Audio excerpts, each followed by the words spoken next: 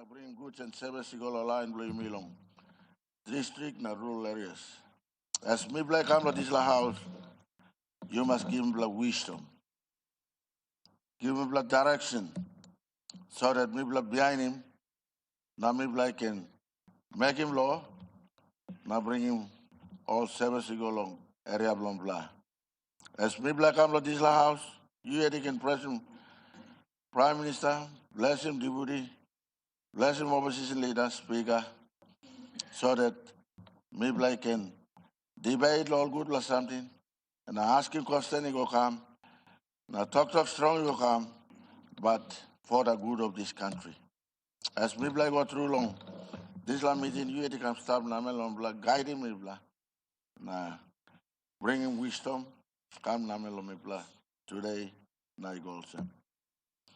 You yet lining me black or prayer you. Our Father, who art in heaven. Hallowed be thy name. Thy kingdom come. Be done. This is in heaven. Give us this day our daily bread. Give us not what to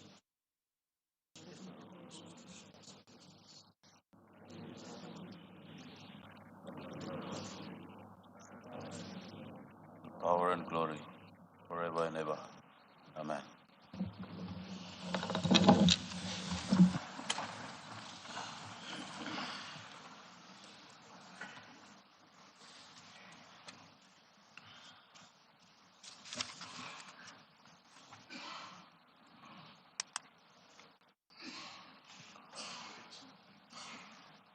Clerk, any petitions?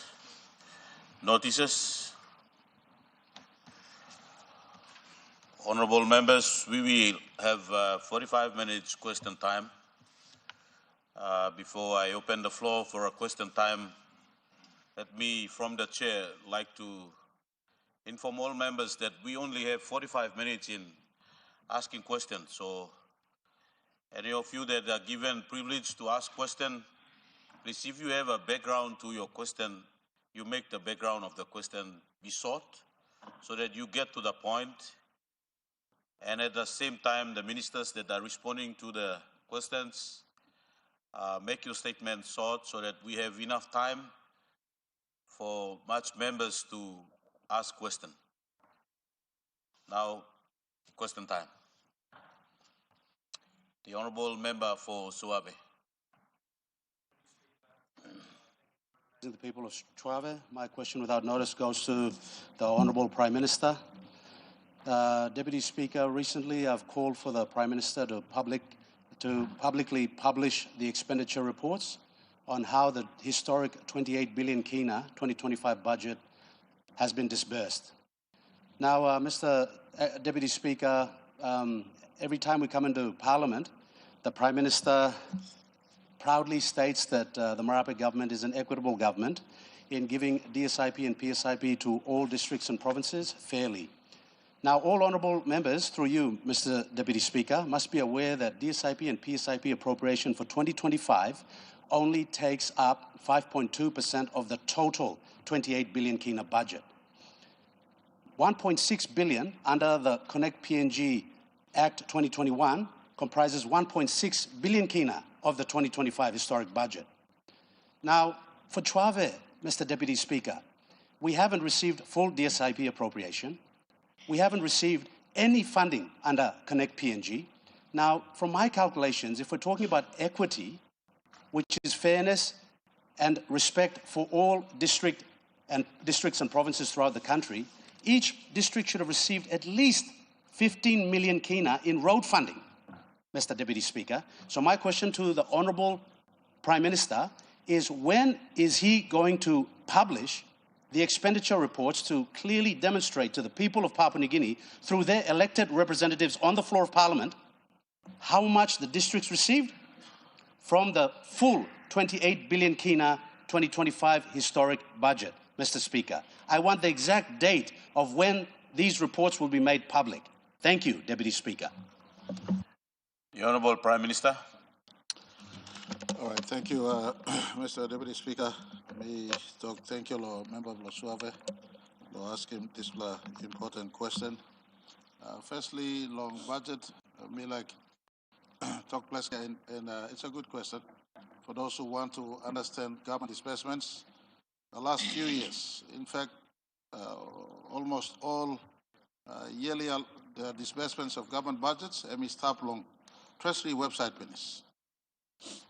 Suppose you like find out how you be using public funds, law 2024, 23, all the way back to I think 2010. Every year, there's a final budget outcome website in Treasury for the public and anyone who wants to know how government did spend. You can access that website. I think it's called www.treasury.gov.pg, and you ask final budget outcome.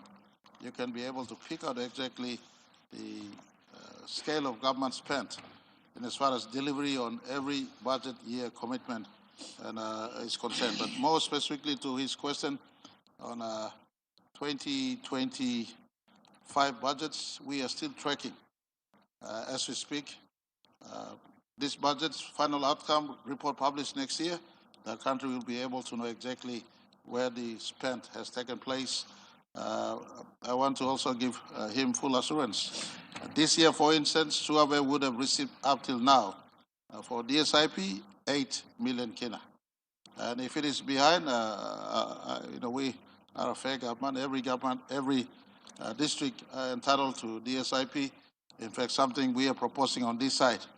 For next year, we make relevant constitutional amendments to make sure there's a minimum allocation to all districts and provinces in as far as service funds are concerned, so that it is not up to discretion of the Treasury or the government of the day, but there must be a minimum allocation benchmark for all districts and all provinces in our country. That's something we want to do for next year. But for this year, Suave district is rest assured. Just like last year, I would have assumed full 10 million DSIP would have been transferred. I lived as finance minister under the previous administration where never did we fully send all DSIP to any district at any one time in the past. But last year, Suave would have received full 10 million as much as Tari would have received. I stand to be corrected. If I'm wrong, then I'll correct myself. But my records tell me last year 10 million. This year, we are tracking on average at 80% transfer to the services, to the districts and to the province in as far as services improvement program fund is concerned. So if Tari is receiving 8 million around this time of the year and Suave receiving 8 million around this time of the year, I don't know what is a better description of fairness.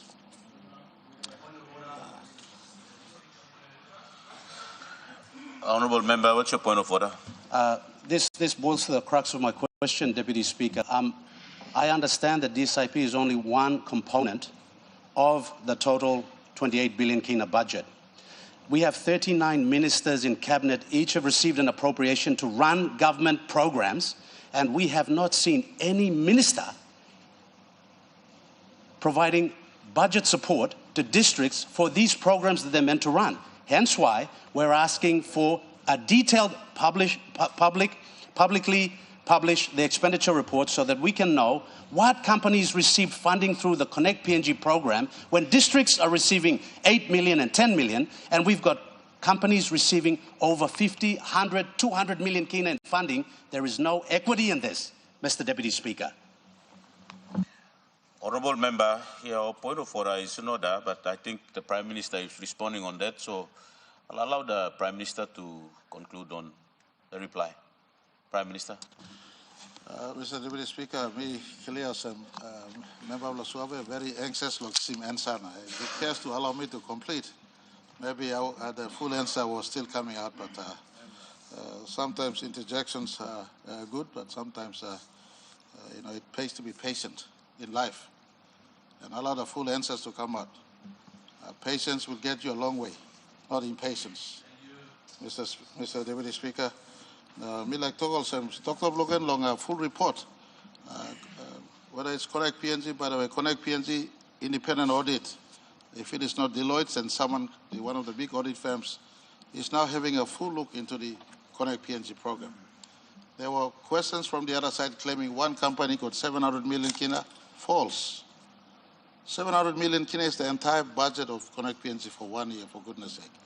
And on record, no one company picked up 700 million kina total from Connect PNG allocations. So sometimes to the listening public, to those who care to listen to lies permeated in the public space, look at the record good na talk. Record and public, transparent. The opposition, I beg your pardon, the member for Suaba is very much welcome to go into Works Department and ask for the records. It's there for public to see. It's there for public to see. Just go into Works Department and Works Minister, receive him as your guest and go through all the list. There's nothing secret in that place. If something is wrong out there, James Marape, is the first person to stand up in defense of wrong that takes place in our country. That's the reason why I left the previous government in 2019.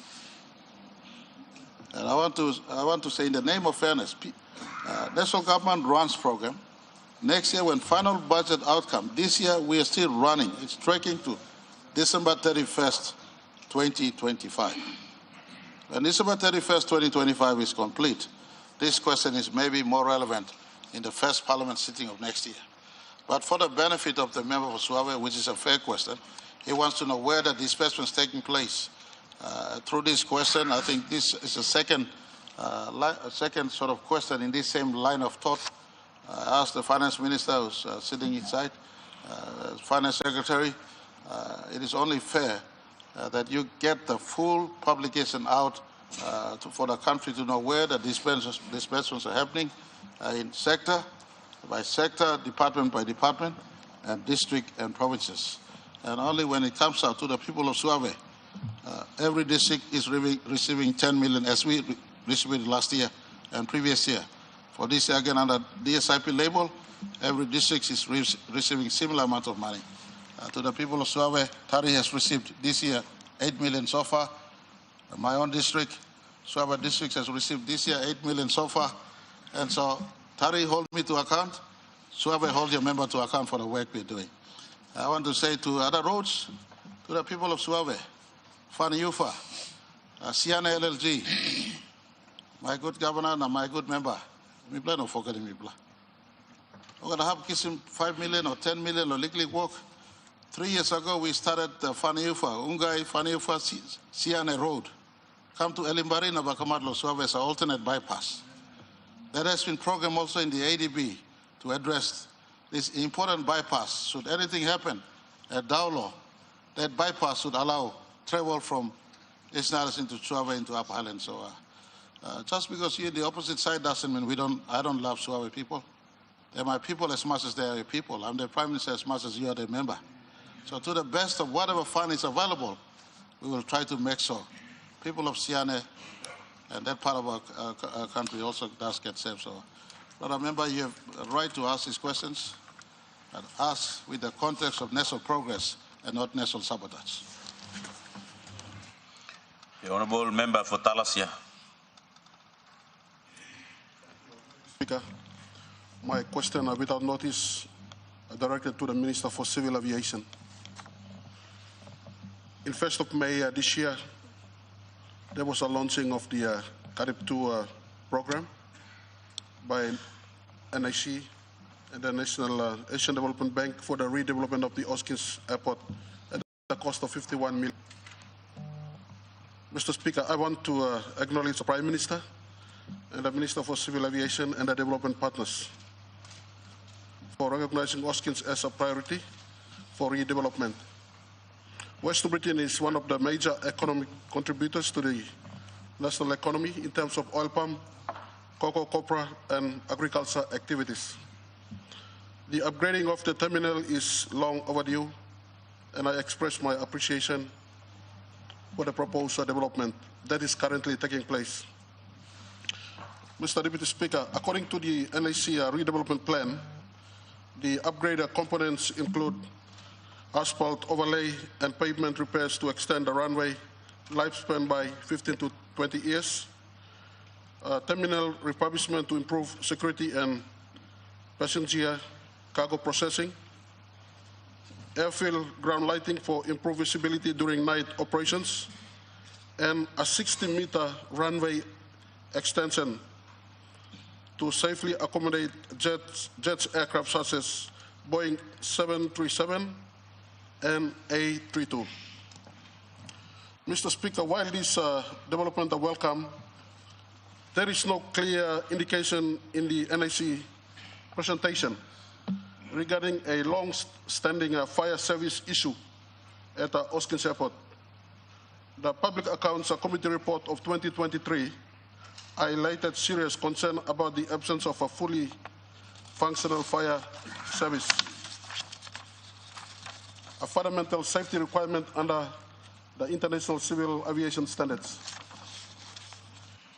Mr. Speaker, my questions to the Minister are: 1. Can the Minister confirm whether the upgrade and redevelopment plans for Hoskins Airport include the installation, upgrading, or restoration of a compliant fire and rescue service? Because from the NAC upgrading plans, this critical component appears not to be captured in the proposed development plan. The second question is, if the fire service component is not included in the current project scope, can the Minister inform this Honourable House when the National Airport Corporation intends to address this urgent safety requirement and whether funding has been allocated to it? Question number 3, can the Minister further assure the people of West New Britain Province that Hoskins Airport will be upgraded to meet full international aviation safety compliance, including fire category standards, before the project is completed? Thank you, Mr. Speaker. Minister for Civil Aviation.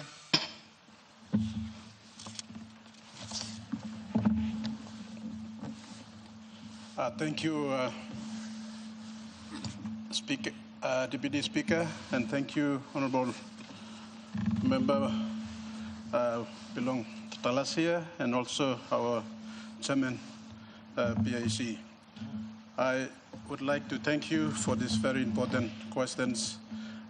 It also applies across the airports that we have around the country. But under this current Hoskins project, there's no fire station or fire truck component in that 51 million project contract agreement that has been signed. Only fire protection within the terminal building and the water pressure that is ready to, flush out ashes from the eruption, as well as in any emergency, can be sprayed to the aircraft. But the NAC has approved about 20 million for some fire trucks. With this, I think under the TSSP and Australian government procuring process, are in process of getting about 3 fire trucks at a cost of 11 million. And this will directly save Port Moresby and Lae, and the current fire trucks that are used in these 2 places could be shifted to new locations or new airports that are due for, are in need of these fire trucks. So, into the future, in maybe less than 2 years, 3 years, I think we should have at least enough fire trucks and water and any other that can, be used in emergency cases will be installed. But at the moment, I don't get blame. The procurement and the other process has been done ahead of me. So we go by this way, but into the future, we'll build all this into the new projects. Maybe in Cardiff 3, we will look into this. Thank you.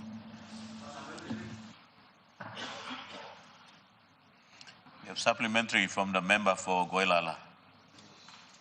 Mr. Speaker, with the greatest respect, I want to ask a question to the same Minister for Civil Aviation, but supplementary question. but it's not in Western Butte, and it's in Central Province, and that is in Golala.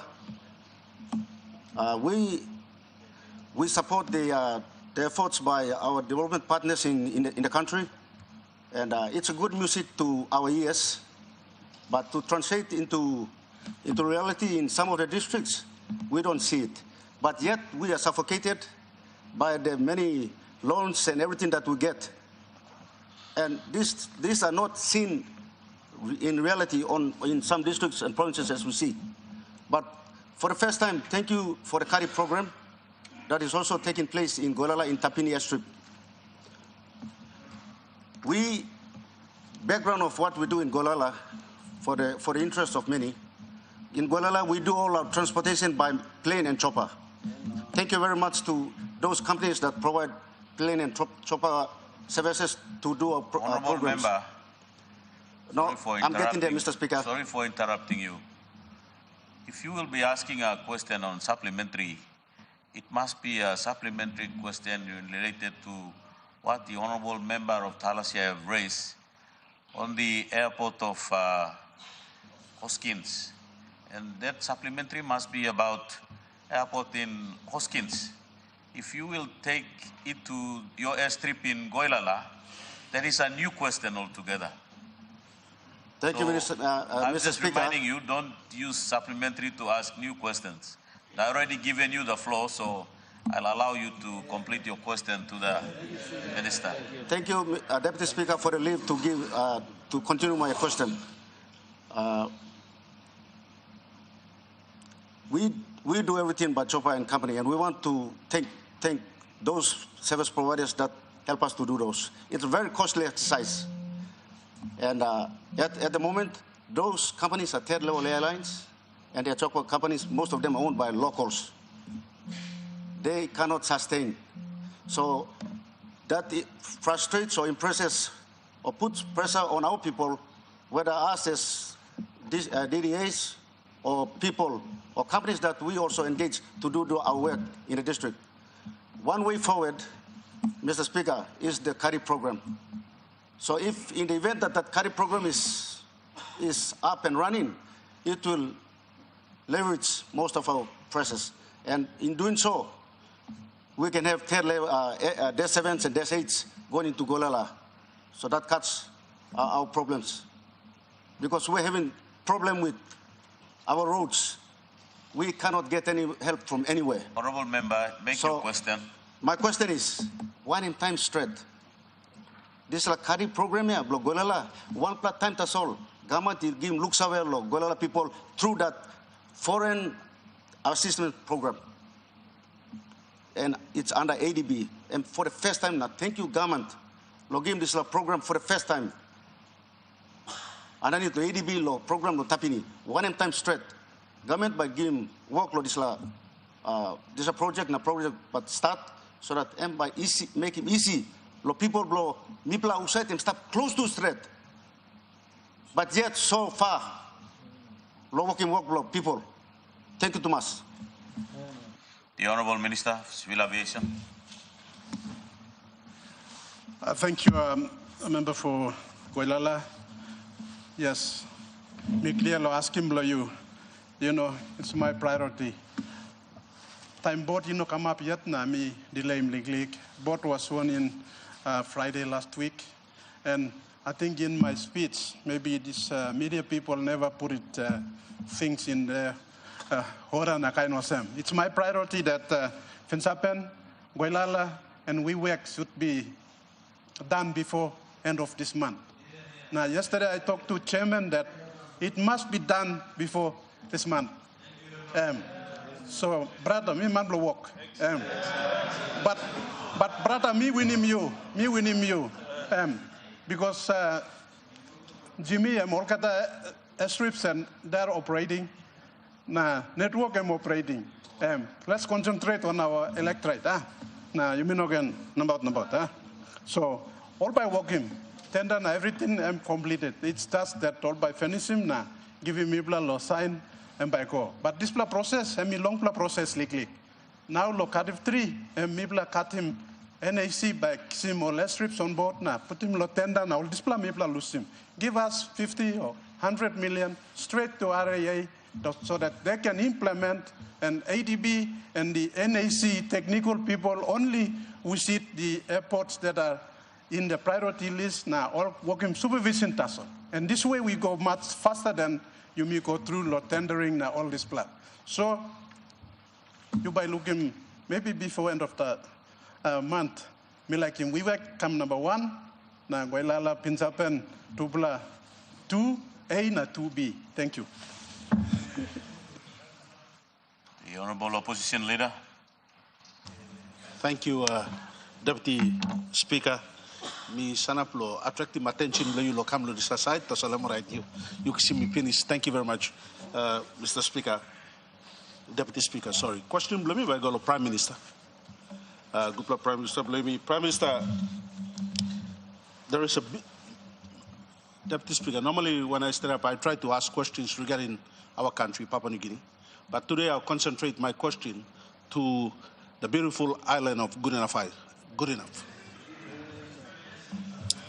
Prime Minister, on the 5th of October this year, we had the Goodenough Island had a visit from the mining department to the mining warden's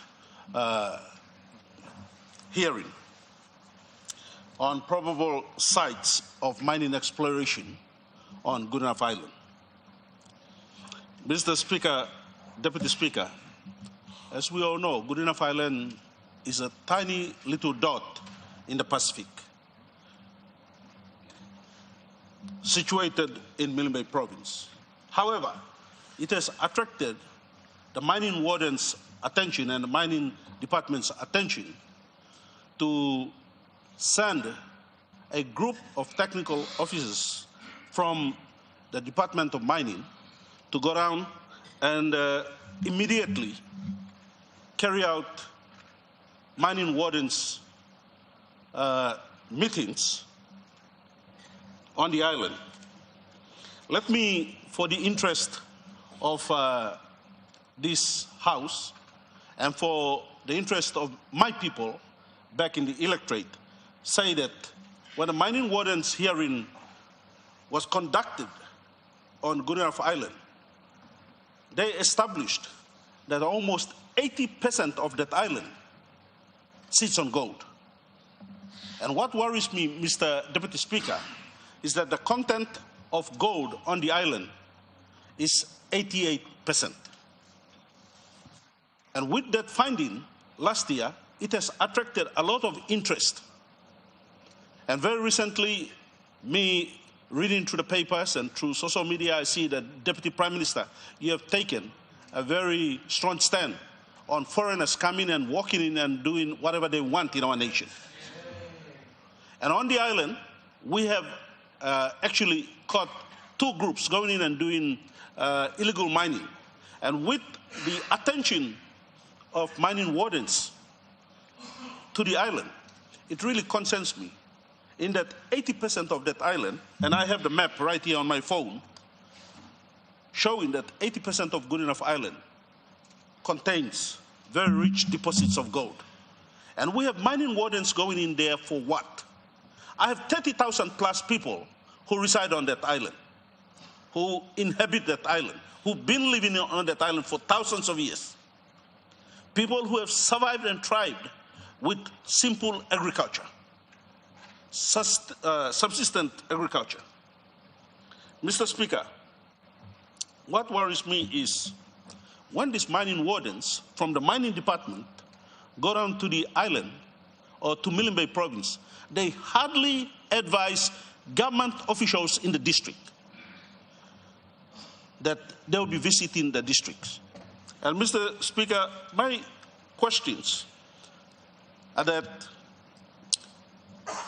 to you, Mr. Speaker, to the Prime Minister, because I believe we are yet to have a mining minister, is that can those departments, regardless whichever department, visiting our districts, please have the courtesy to advise our officials that you be visiting our districts.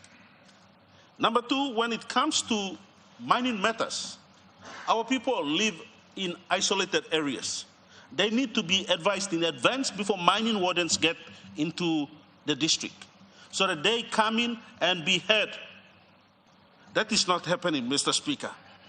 When can the mining department use their common sense and begin to advise our officials on the ground and landowners before they get to the districts?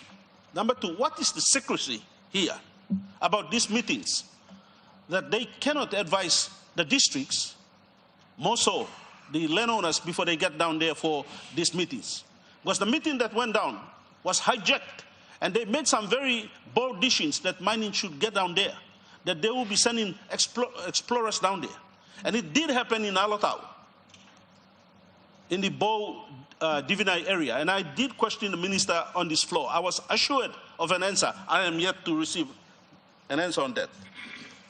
Number three, why this insurgency by this particular department into my district? I am here in Port Moresby. I attend parliaments. Why not advise me before you visit my district? If you displace my people on the island, where will you put them? These 30,000 plus people, if you displace them from Good Enough, where will you go and put them? Where will you accommodate them? Finally, Mr. Speaker, before me finish, Good Enough currently is enjoying the benefit of cocoa development on the island. Our people are economically enjoying the viability of agriculture. You cannot just go out there and mine the whole island, 80% of the island, and leave our people stranded on their traditional customary land. Again, Mr. Speaker, I would like to put it to this House that there are many uninhabited areas here in Papua New Guinea that contain gold. Why you play less low? Kisimo go mining area blow you exploring all areas blow you. Now you go exploring all area where people have enjoyed the benefits of their land for long, long time. Now all of a sudden you get people, mining wardens, to go in there and conduct meetings that will affect the livelihood of our traditional landowners and the flora and fauna. There are beautiful rivers there that will be destroyed. And so, Mr. Speaker, I want some assurance from the Prime Minister that our people of Good Enough will be given a fair representation, and our people of Good Enough will, mining will not destroy that beautiful part of our world. Thank you, Mr. Speaker. Honourable Prime Minister. All right, thank you, Deputy Speaker. Me talk thank you along the opposition leader, member of Bloc Kiriwina Good Enough for asking this series of questions, more so pertaining to the conduct of certain officials from mining department. I want to indicate that I have no visibility into that visit from mining department to the Good Enough Island, but the assurance to a good member for Kiriwina Good Enough and opposition leader, and any one of us for that matter, mining department or any government agencies must operate within the prescription of law. One law it talk long only make him or must make him. Whether engage one time landowners or engage one time district or provincial government or engage one time all investors. So to the people of Good Enough, no one will come with a bulldozer to bulldoze through your rights. Our people have the traditional and God-given right inherent to the area of living and locality. Nogat Mamba can force him yupla long.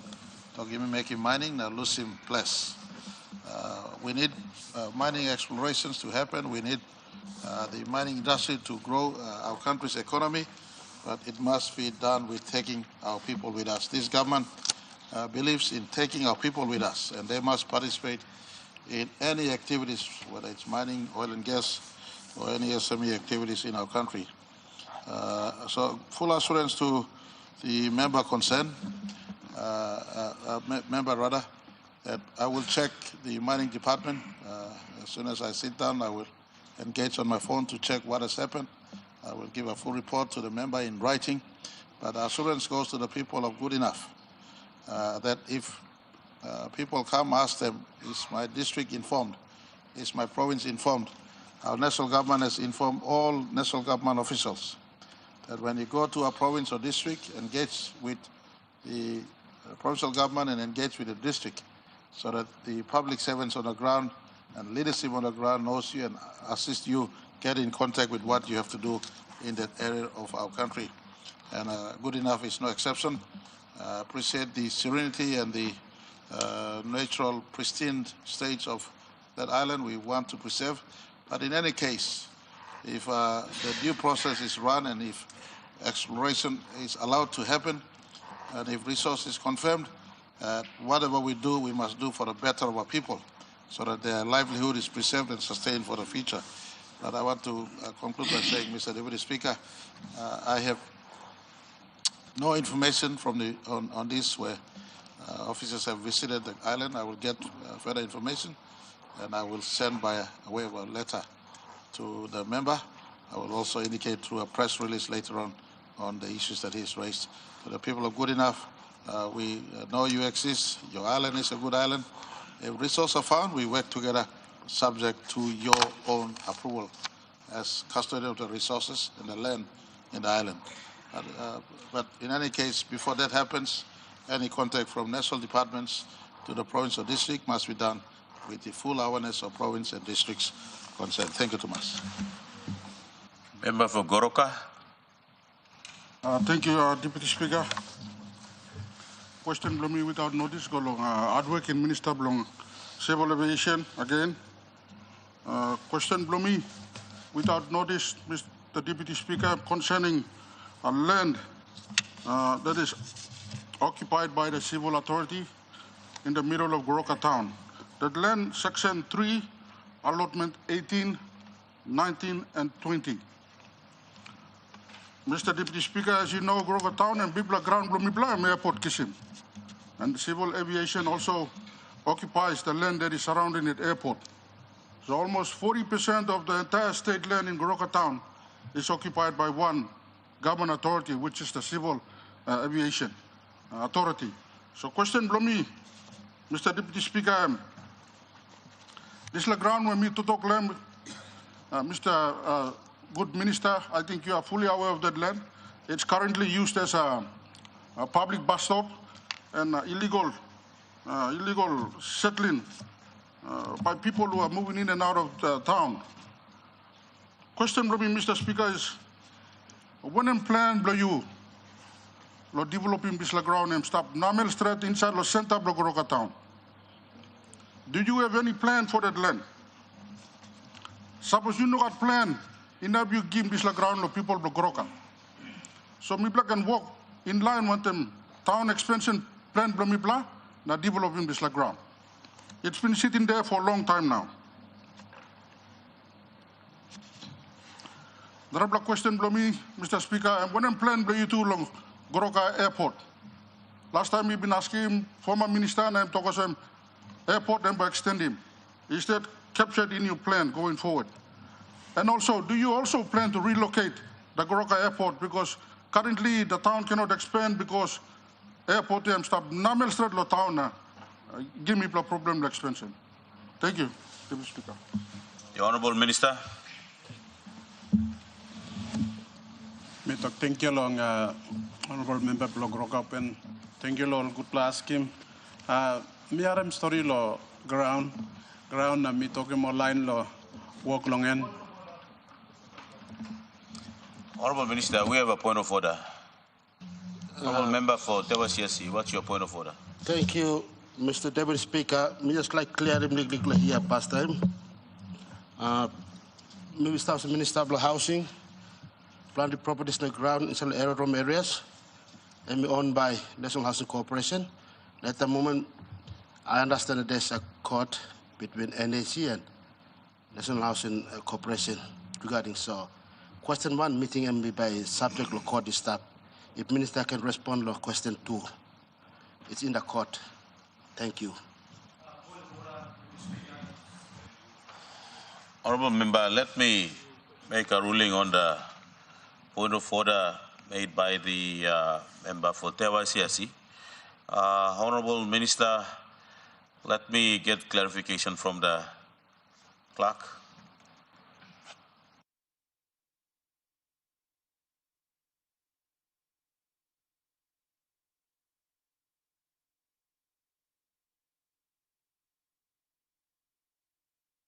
Member, the chair and the clerk, we hasn't received any report on the court in related to the matter. I'll allow the minister to reply to the question if he aware of that court decision, he can refer that and we can refer that to the matter as we have raised. So I'll allow the minister to respond to the question raised by member for Goroka. All right, thank you, Deputy Speaker. Risla all land uses been planted staff, minum been surveyed until me come up minister na me look every airport that me go all by pulling me go side na tok lo ground. Me sanap long point below me any land that belongs to the civil aviation will never be sold, but by me plan list him out. So time me are planted complain also me talk him online law check him good na. By me play go. That's all. No got specific question also. So maybe now that question come up, my team will have a report ready for the honourable member for Goroka. Relocation belong airport minoxing one blood report. Me been staff how time me been story legally movie me go ungai bena. Nakai no sem all like moving me are more sem, but time me come inside me no are one blah story all same yet. So some blah legal sem extension he come down long Mambun and this blah hub all community staff na Highlands Highway run through. Emi hitting plenty brick all. I think you go to Goroka na you look him narabla hub runway and all banisim yet na stop. This blah you saw narabla put him stop. He come down and he got plenty of issues. So, me not see many update. Maybe make some good update now. By me can brief him, honourable member, into the Assembly now on our next sitting or next tomorrow or next week, and we can respond good. Respond good. Na kaino sem tasol. Arawa sem nubla tawa. Maybe like make him. I'm still inside now. I'm stop. All right. Only groundbreaking and work law. Defer stuff, but contractor, he keeps him close to long 20 million now, and by all put him Nubla Tower with the latest technology, na kind of assembly help him airspace now, landing and taking off. Thank you. Member for Usino Bundi. Thank you, Honourable Deputy Speaker, for recognizing the voice of the people of Usino Bundi and Gama. My questions without notice are directed to the Finance Minister and the Justice Ministers. On October 31st, a total of 1.1 million kina was garnished out of our DDOA account. Adding on to last year's, this would have totaled up to over 3 million kina. What annoys me is that it is a constitutional grant for the people, and as such, garnish orders must not be taken against DDA accounts or provincial government accounts, as it is directly affecting budgets for delivery of basic services to our people in Papua New Guinea. Mr. Deputy Speaker, while we have engaged a lawyer to look into this, it is not only a matter it is not only a problem for Madang districts alone. It is imperative that we look into this. You can be rest assured that what happened in Madang sets a very bad case precedent for all districts across Papua New Guinea. This means that we have to do something. It is a matter of national significance, and this issue must be resolved with appropriate actions, with a sense of urgency. Given this, my questions are to the Justice Minister. Can we review the DDA Act and amend to incorporate a provision that exclusively immunes DDA accounts from any garnishee order proceedings going forward? Number two, there is a certain law firm in Madang that is doing this. Can we inform the PNG Law Society from taking necessary actions to identify the law firm and do whatever that's necessary so that this shouldn't be done anymore? And also, the judge that is sitting on the bench and making such decisions should be also asked to reconsider his actions. To the Finance Minister, would you please advise? Honourable Member. Would you please? Honourable Member, sorry for interrupting you. If you want to ask a question, you will only ask question to one minister. It's the only one minister will respond to your question. So, Deputy Speaker, I'll ask this to the Finance Minister, and the Minister for Attorney General will take note. Yes, thank you. My sorry. District Administrator. Honourable, yeah.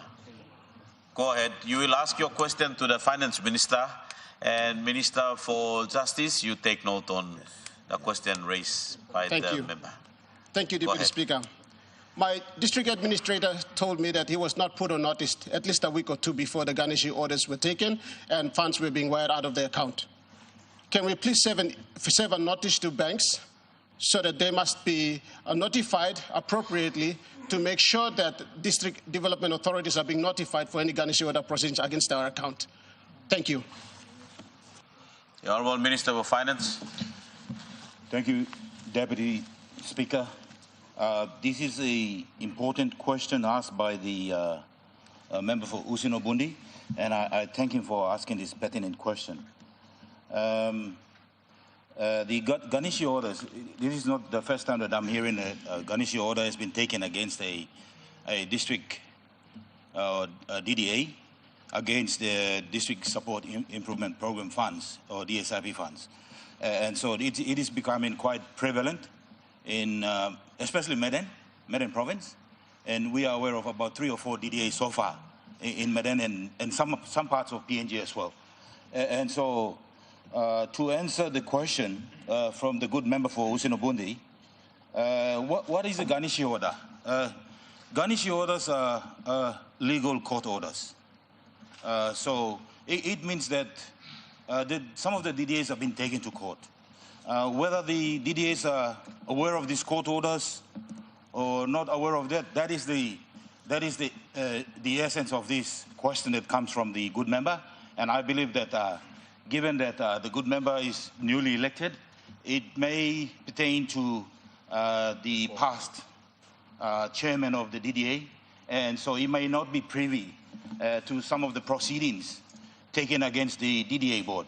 Nevertheless, he should be well aware of this, and he also his district administrator should be aware of this.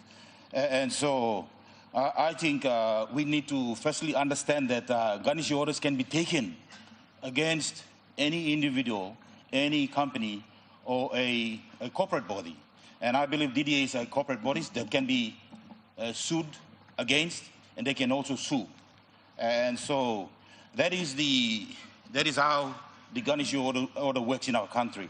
Under the Income Taxation Act, as well as the Civil Proceedings Act, or Procedures Act, if my memory serves me right. But this is serious. These are public funds belonging to the people of Usinobundi, and they should rightfully go to the purpose that it's intended for, and that is to provide service and development in Usinobundi. And so the good member is rightfully outraged that funds belonging to the people have been diverted through these garnishee orders. And so I would like to make sure that we get to the bottom of this, my good member. My department, through my secretary, we will conduct an inquiry into this one. From Department of Finance, from our end, we just remit the funds to the DDAs. Once the funds are remitted to the DDAs, they take full carriage of those public funds. And under the Public Finance Management Act, we can conduct inspections into these accounts. And so with the issue of funds legally or illegally remitted or removed without the knowledge of the DDA raises a lot of concerns. and we will be writing to the banks. The banks should also take some important steps in this regard. They have a duty of care to ensure that the good chairman of the DDAs, the good CEOs of those DDAs are notified in advance. Because, why can't you just, go ahead and remove millions and millions of funds from these DDAs without giving them the benefit of the doubt to know that some funds have been removed from their account? And so there's an obligation or duty of care for the banks to actually notify, and I think that should be done. It also raises the issue of the legitimacy of these garnishee orders. Are they done? Is this an elaborate scheme concocted by lawyers now, looking for means and ways to access public funds? Or should we find ways to defend the DDAs to ensure that these funds go to their intended purpose? And so my department, I will instruct my secretary and my department to conduct an inquiry into this, to establish the veracity of this practice, because this practice should not be happening in the first place.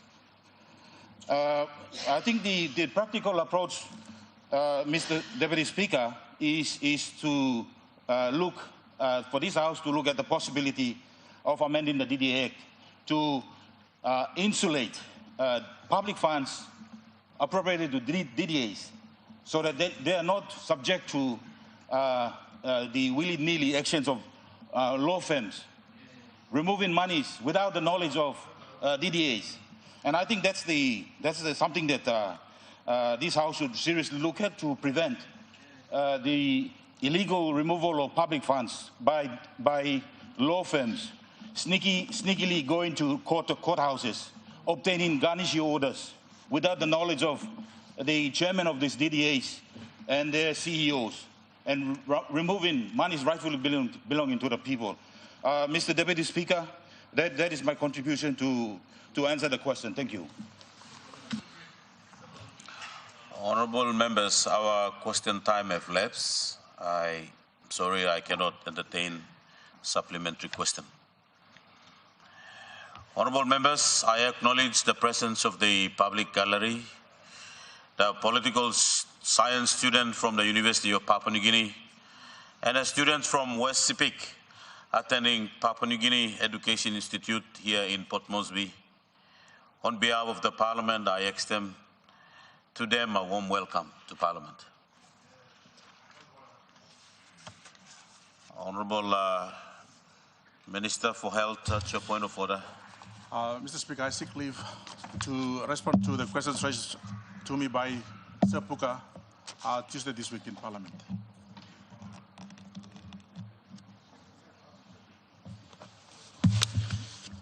Honourable Minister, you can seek a leave from me. You cannot raise that as a point of order.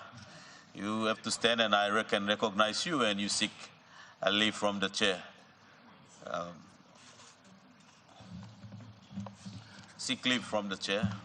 Mr. Deputy Speaker, I seek leave of the chair. Leave granted. Make your speech. Thank you very much, Deputy Speaker. This week, during Parliament session, the member for Abao raised a few questions, and I'd like to take this time to respond to those questions, as I said this week. Firstly, with regard to public tender, Department of Health conducted the most recent public tender in July to August this year. The tender covered 332 items from the national list of 428 essential items. 332 items were identified as per the procurement plan and were prioritized for public tender to meet the stock requirement to prevent disruption of supplies to our health system. Two, to regard to purchase orders from the 332 items tendered. Honourable Minister, we have a point of order from the member for Abao. Honourable member for Abao. The first question is partly answered. The thrust of the question on the tender was, apart from this year's My concern was there hasn't been a tender for quite a long time. And then I asked the minister, not only give the recent one, when was the one the last one before this year's one? Honorable Member, your point of order is in order. I think the minister have just started in reply to your question, so it can be taken into consideration while the minister is responding to the questions. Honorable Minister. Thank you, Mr. Deputy Speaker. The last public tender was actually in 2018. That is the response. The recent one is July to August this year, as I've said. From the purchase orders, 332 items tendered, 177 medicines have been successfully awarded, and purchase orders have been issued to deliver as scheduled to commence in December this year, going towards the first quarter of next year. The remaining 155 items from the 332 are undergoing medicine quality assessment process as I speak today. This is vital safeguard measures to ensure that the medical supplies supplied through our system is safe for patients' consumption. With regard to outstanding payments to suppliers to date, Mr. Deputy Speaker, the government has paid 182.3 million kina to suppliers. This includes the payment to the medical gases bottles, especially oxygen cylinders, to hospitals, and the distribution of medical supplies to our system. Outstanding payments, Mr. Deputy Speaker, from the medical supplies budget this year, we still have 57.2 million to be paid, and we're working closely with the Treasury to ensure that this payment is released in time. Thank you, Deputy Speaker. Thank you.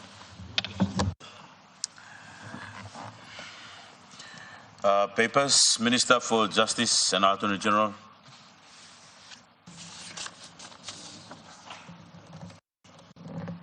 Mr. Speaker, pursuant to a statute, I present the annual reports of the Parole Board of Papua New Guinea for the years 2017, 2018, 2019, 2020, and 2021.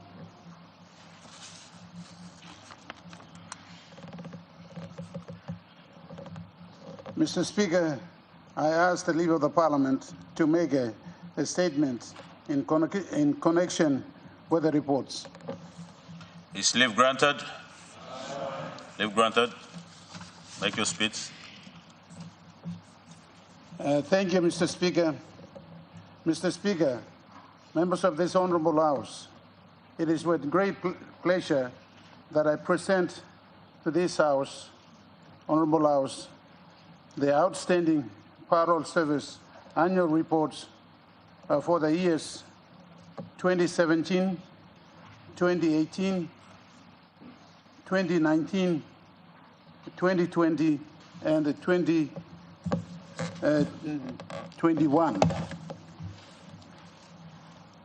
Presentation of these annual reports, this Honourable House, is consistent with the mandatory requirement under Section 19 of the Parole Act 1991.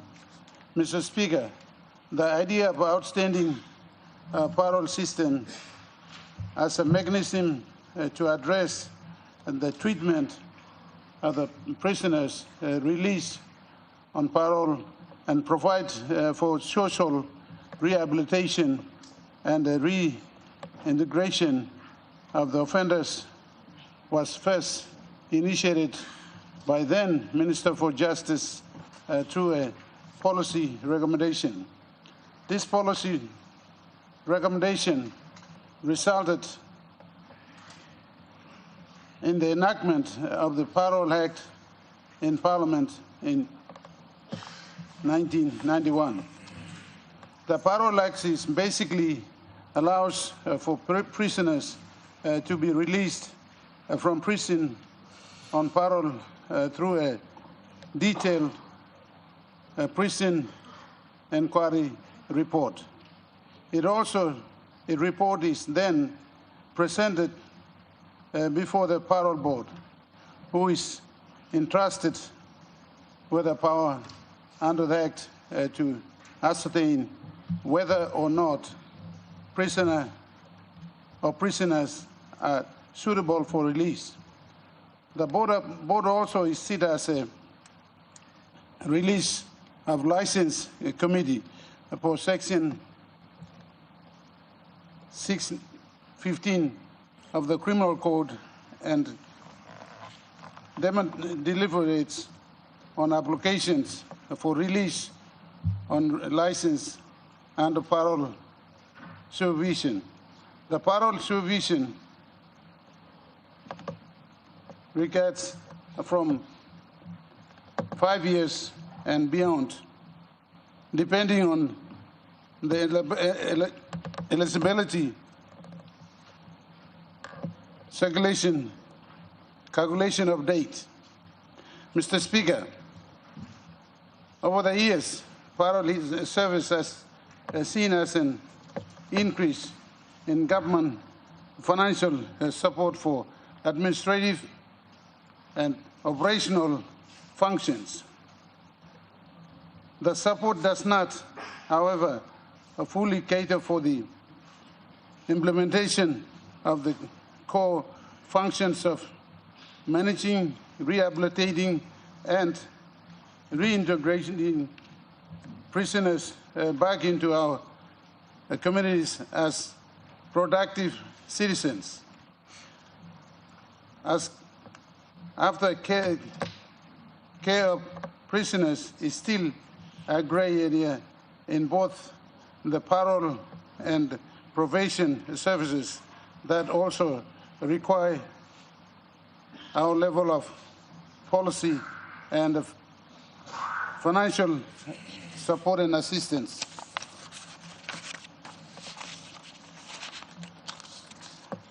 Mr. Speaker, consistent with Section 9 of the Parole Act, this year, 2017, saw a total of 219 prisoners in prison institutions nationwide eligible for parole. From this total of 117 of them were granted parole and released into our communities under the supervision of the parole service, whilst 90 were refused parole.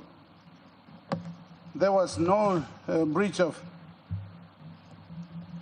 reported for the year, which means those released complied with the conditions set by the parole board. The year also saw a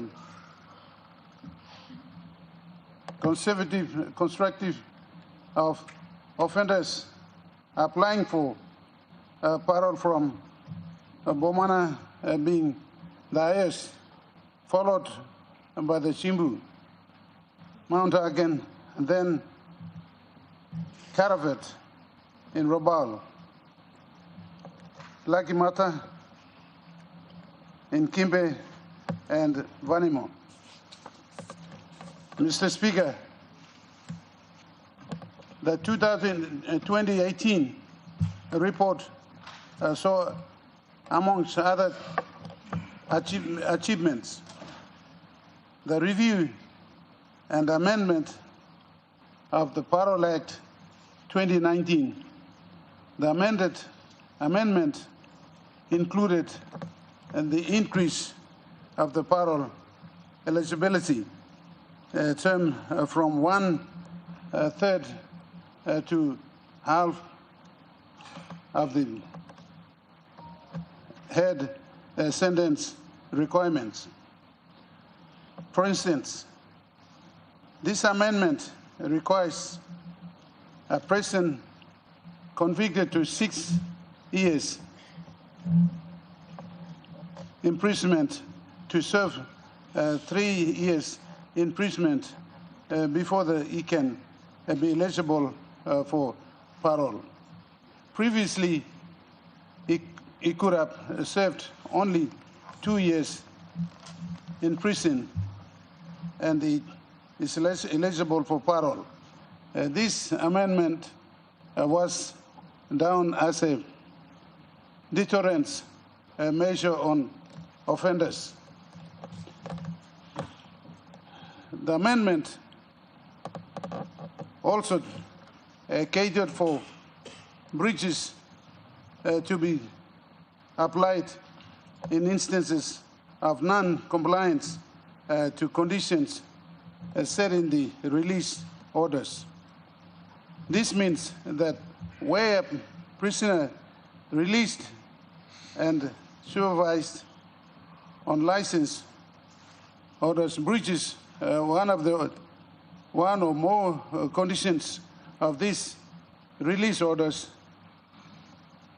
probation and parole offenders have the power to institute a breach complaint, which potentially results in offenders being sent back to prison to serve his full term.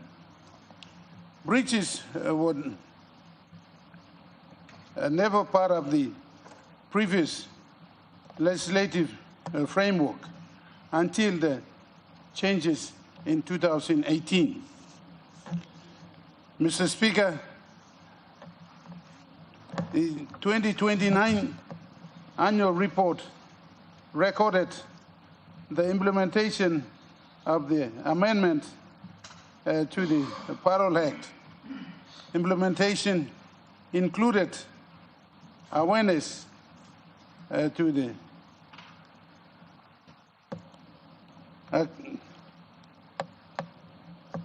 accredited population within prisons. A total of 890 prisoners in Bomana prison. Heard about the new amendments, which included the new parole eligibility criterion. The total of 8 training and workshops were conducted for correctional services, probation, and parole staff in Port Moresby, Kavieng, Barawaki, Basu, Bio, and Daru. Mr. Speaker, in 2020, the annual report documented the establishment of a new parole board under the 2018 amendments. The new board under the new chairman took parole service responsibilities seriously for the first time since the enactment of the Parole Act in 1991. The new board introduced a new parole eligibility processing system. The new system requires the parole board to have face-to-face interviews with the offender and his family. The victim and his family leaders of the communities were aware.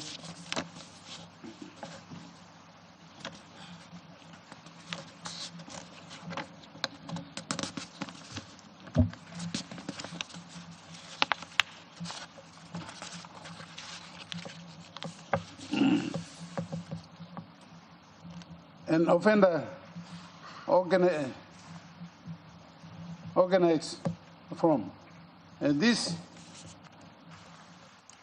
interviews are conducted in respective prison institutions in the 4 regions of the country. That parole eligibility processing system promotes key principles of our Melanesian restorative justice system of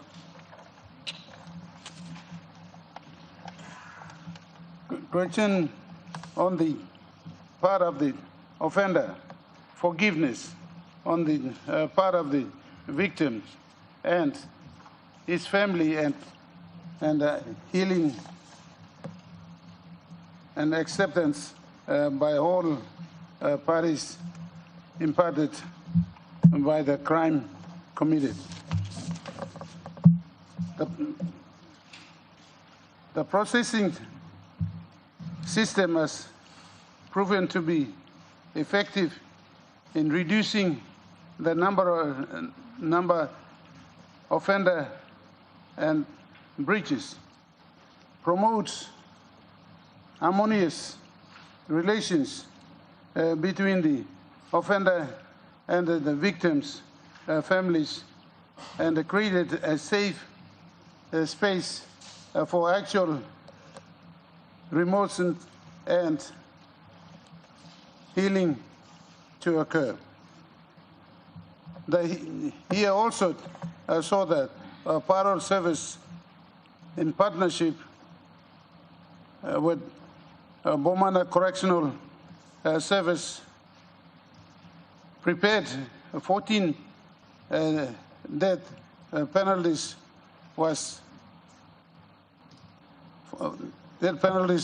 files, and which was submitted to the Power of Mercy Committee. The outcome saw 13 prisoners with a death sentence granted life imprisonment, except for one. Mr. Speaker, 2021 annual report captured the success of the parole eligibility processing system of mandatory face-to-face interviews with prisoners, victims, and their relatives. The new 2021 documented combined a total of 332 prisoners before the parole board hearing on this.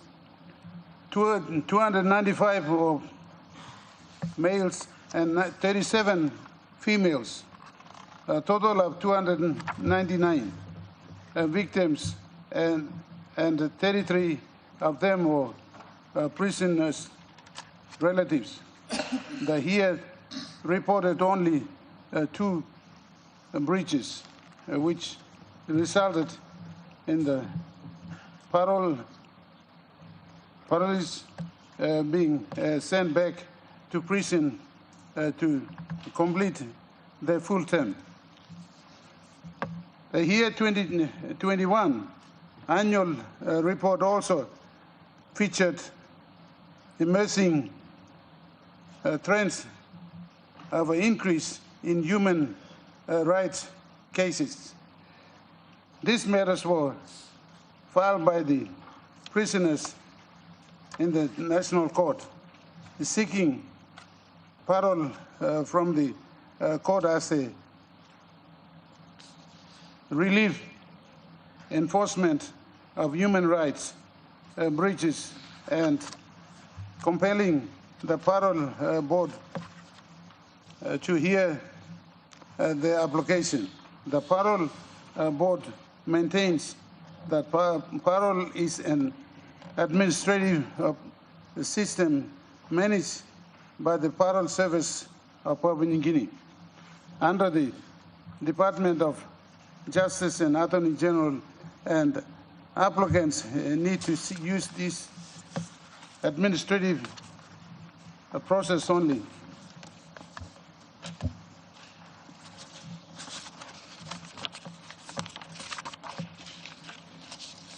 Mr. Speaker, I now commend the Parole Service Annual Report for years 2017, 2018, 2019, 2020, and 2021 to this Honourable House. Thank you. Leader of Government Business. Mr. Deputy Speaker, I move that the Parliament take note of the papers and the debate be adjourned and made an order of day for a subsequent sitting. The question is that the motion be agreed to. Those in favour say aye. Those against say no. Ayes have it. Leader of Government Business. Mr. Speaker, I ask leave of Parliament to move a motion without notice. The question is that the motion. Honourable members, leave granted. Aye. Leader of Government Business. Mr. Speaker, I move that the Parliament adjourn until Tuesday, 25th of November, 2025 at 2 p.m. The question is that the motion be agreed to. Those in favour say aye. Aye. Those against say no.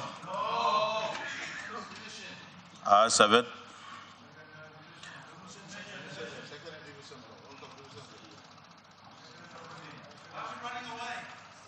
Honourable members, we have no with the division, and the division has been seconded.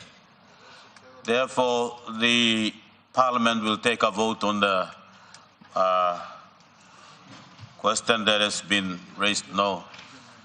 Adjournment of the motion will be taken on vote. So, honourable members, are those in favour of the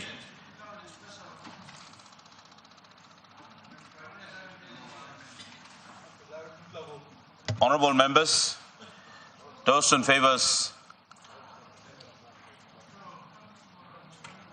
honourable members, let me get clarification from the clerk.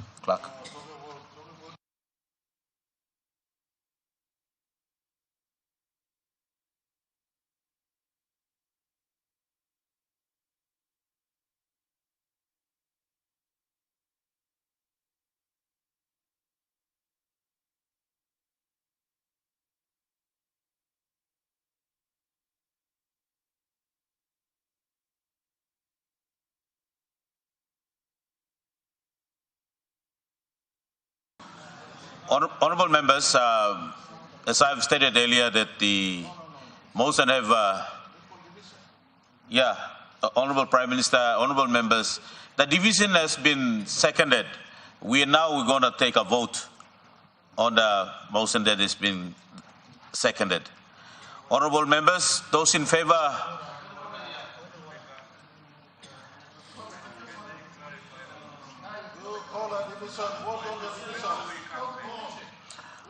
Honourable members, the motion was for the Parliament to adjourn till 2 o'clock p.m. on Tuesday.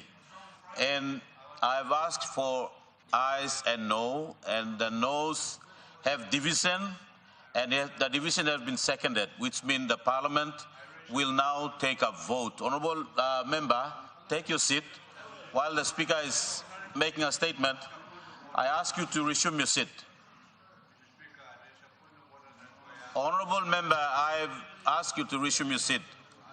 You know the standing order very clearly. When the chair, honourable member, it is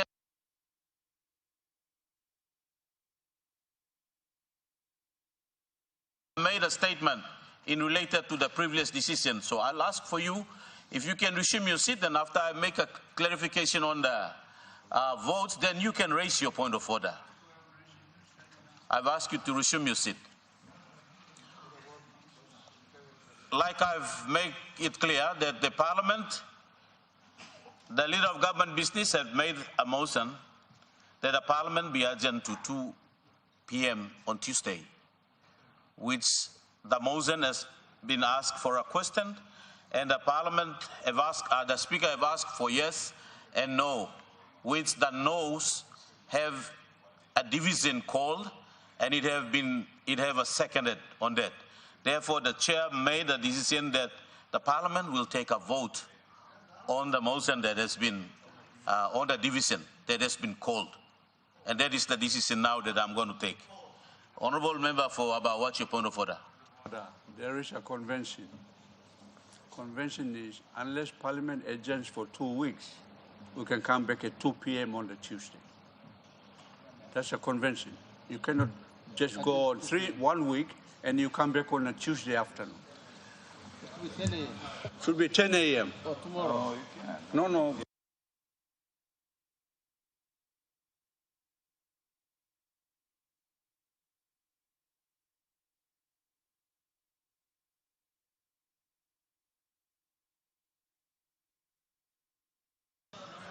Honourable Member, your point of order, in reply to your point of order, the motion that the Leader of Government Business, the motion is on the alternation of the day and the hour of the sitting, in line with the standing order.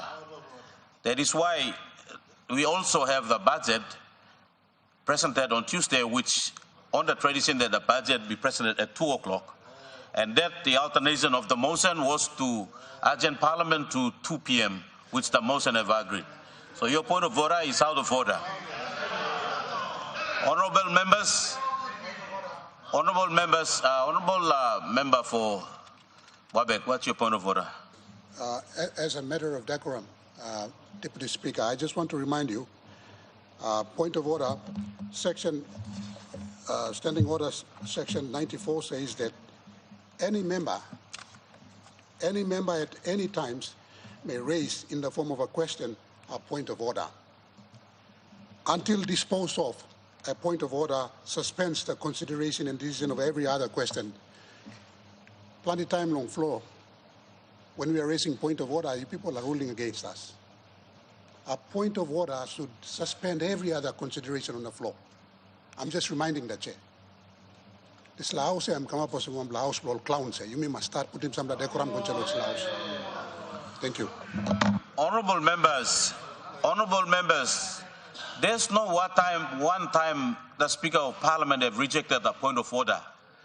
Every time when you members of Parliament call for a point of order, the question has been, the minister or whoever made the statement have been stopped to allow for a point of order. That has been entertained in every session of Parliament. So, Honourable Member, thank you for bringing that up. It will be noted, and as Parliament have always been practiced, as you stated very clear on the point of order, and that is always been practiced. Honourable members, we now will take vote on the division that has been raised on Parliament. Those in favour of the Parliament to be adjourned to 2 p.m. on Tuesday, please stand. Honourable Member.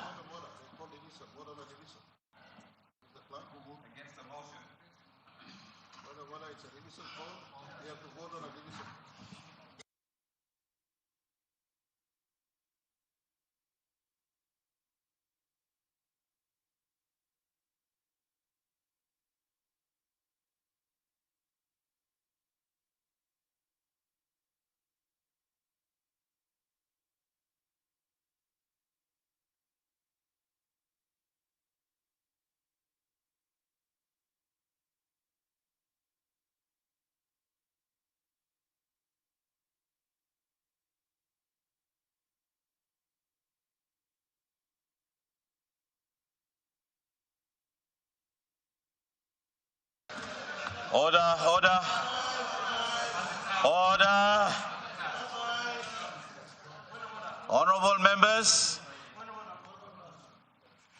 Honourable Member for Kiri, what's your point of order? Speaker, I was just coming to Parliament this term. There's only been at least, I could count, about 3 or 4 occasions when grievance debate was heard. I think it's, we should respect our people, and I'm just seeking the indulgence of Honourable, we should come back tomorrow. People are probably going to need to hear grievances of their people. Tomorrow is the right time. not everybody in the front bench or the government are going to go and fix the budget. The treasurer is not here, he's doing his job. Honorable member, your statement is clear. I think I already made a decision. You have already called for a division in the reason that you have said so. Your division has been seconded and it will now be taken on the floor of Parliament. If they voted in favor of the division that has been called, the Parliament can be adjourned to tomorrow for that. But therefore, honorable members, I now ask on the floor those in favor of the division of no. Those in favor of the division of no may stand.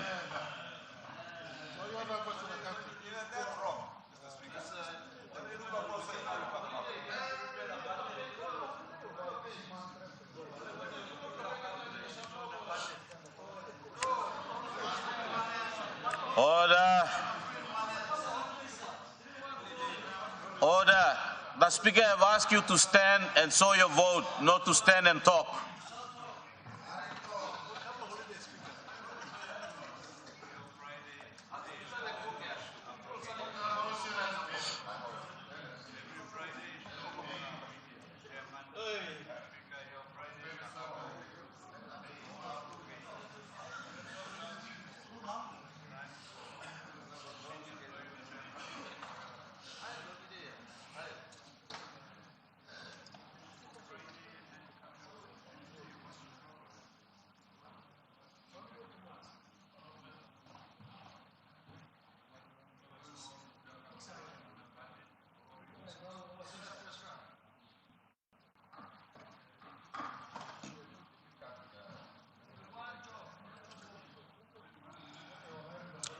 Those against the division of no stand.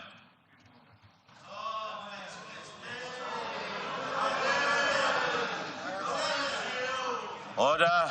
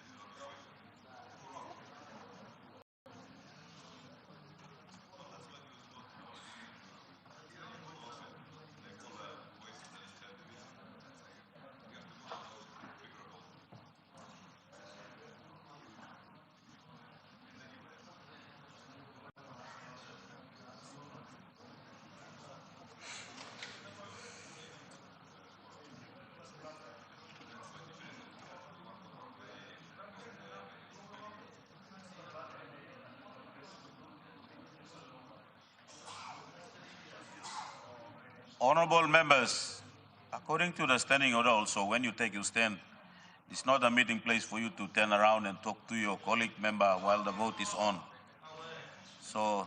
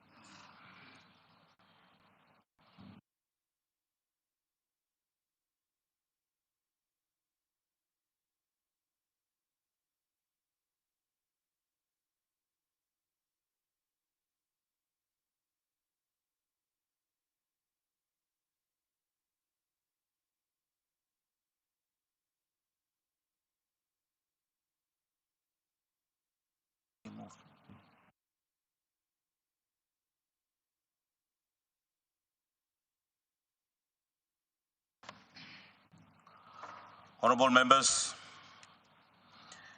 the result of the division as follows. Those in favor of the noes division is 11 and those against 51.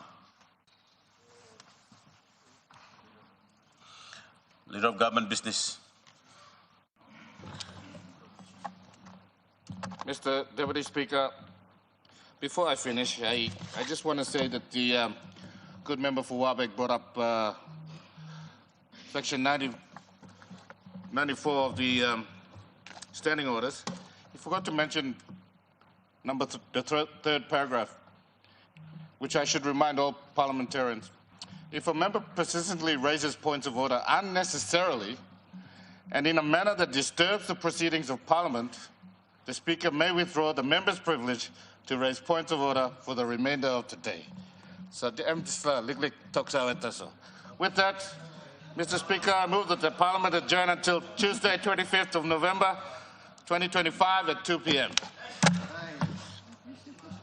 The question is, those in favor say aye. The question is that the motion be agreed to. Those in favor say aye. And those against say no. Ayes have it. Honourable members, I now adjourn Parliament until Tuesday 25 at 2 o'clock p.m.